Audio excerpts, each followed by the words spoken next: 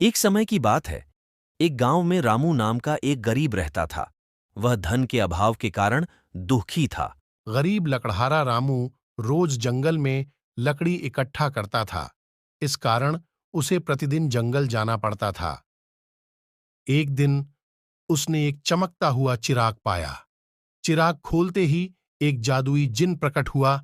जिन ने रामू को देखा तो रामू डर गया। रामू, तूने मेरे जादुई चिराग को खोला है, इसलिए मैं तुझे 3 विशेष इच्छाएं पूरी करने का अधिकार देता हूं।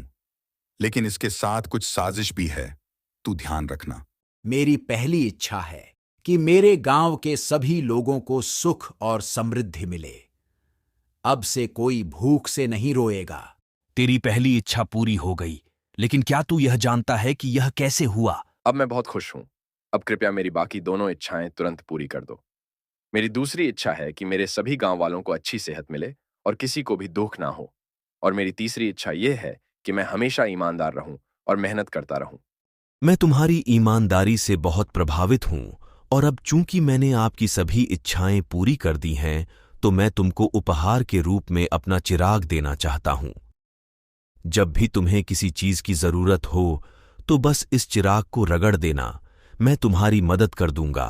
चिराग की रोशनी में रामू गांव वापस लौटा और वहां के लोगों की आंखों में खुशी थी। रामू ने सच्ची ईमानदारी और मेहनत के साथ अपने गांव को सुख समृद्धि से भरा हुआ पाया। इस कहानी से हमें यह सीखने को मिलता है कि मेहनत, आत्मविश्वास और सहायता करने का भाव एक व्यक्ति को ऊंचाइयों तक पहुंचा सकता है।